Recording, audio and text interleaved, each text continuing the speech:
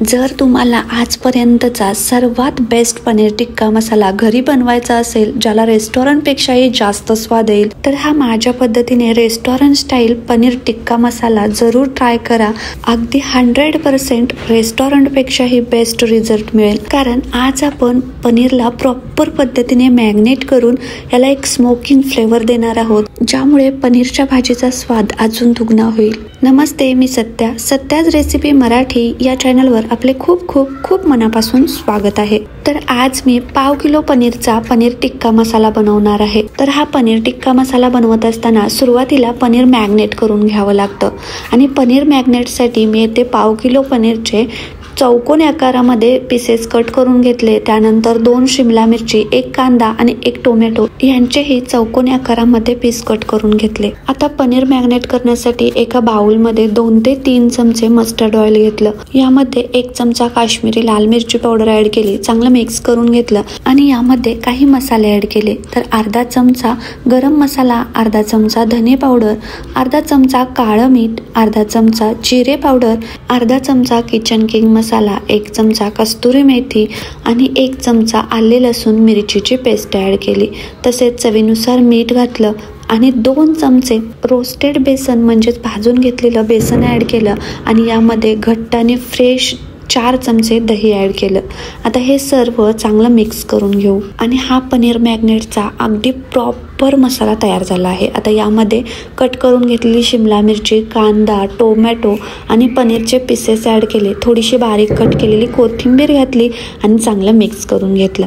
आता हे मॅग्नेट करून घेतलेलं पनीर अर्धा तासासाठी किंवा कमीत कमी 15 मिनिटासाठी झाकण लावून फ्रीजमध्ये ठेवून देऊ. त्यानंतर पनीर टिक्का मसाल्याचा मसाला बनवण्यासाठी मी येथे 2 मोठे कांदे आणि 3 टोमॅटो घेतले आहेत. तर हे कांदे तुम्ही अगदी बारीक आकारामध्ये कट करून घेऊ शकता, पण चॉपरमध्ये मस्त बारीक आणि पटकन कट करून होतो, त्यामुळे मी चॉपरमध्ये अगदी बारीक असा चॉप करून घेतला. त्यानंतर मसाल्यामध्ये कच्च्या टोमॅटोची प्युरी घातली तर मसाला थोडासा आंबट लागू शकतो, त्यामुळे मी 3 टोमॅटो 5 मिनिटं उकडण्यासाठी ठेवून दिले आणि यामध्ये 7 ते 8 काजूच्या ब्याही उकडण्यासाठी टाकल्या. त्यानंतर पनीर मॅग्नेट करून जवळपास अर्धा तास झाला आहे. आता या पनीरला मस्त असा स्मोकिंग फ्लेवर देऊ.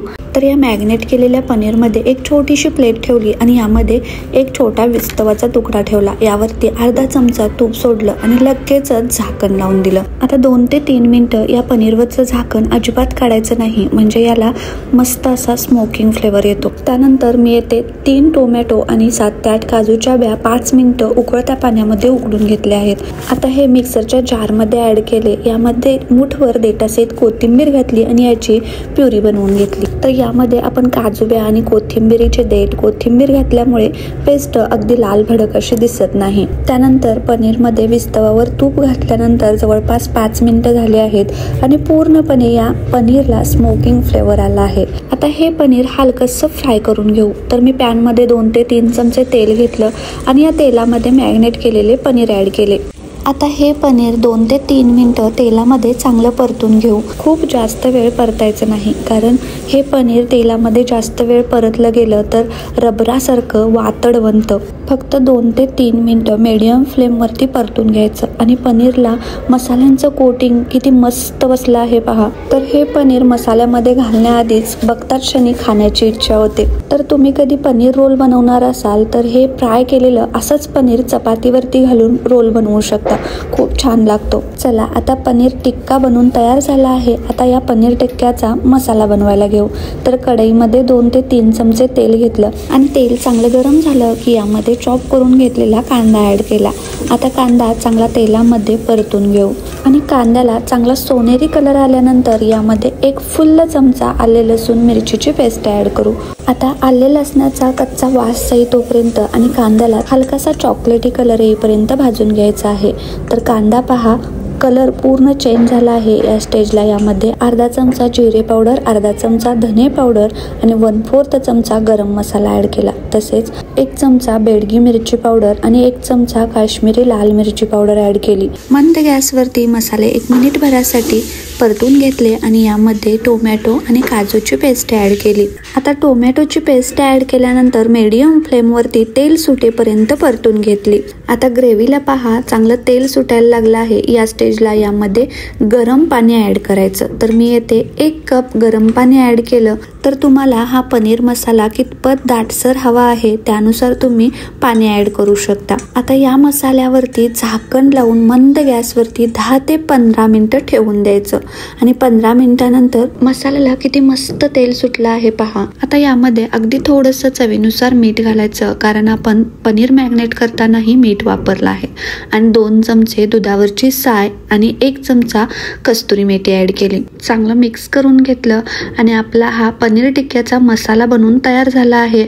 आता यामध्ये आपण बनवून घेतलेला पनीर टिक्का ॲड करू. तसेच 2 ते 3 पनीरचे तुकडे मी हाताने क्रश करून यामध्ये ॲड केले आहेत. यामुळे ग्रेव्हीला खूप छान टेस्ट येते. आता हे सर्व चांगलं मिक्स करून घेऊ आणि यावरती झाकण लावून परत एकदा मंद गॅसवरती 5 ते 10 मिनिटं ठेवून देऊ.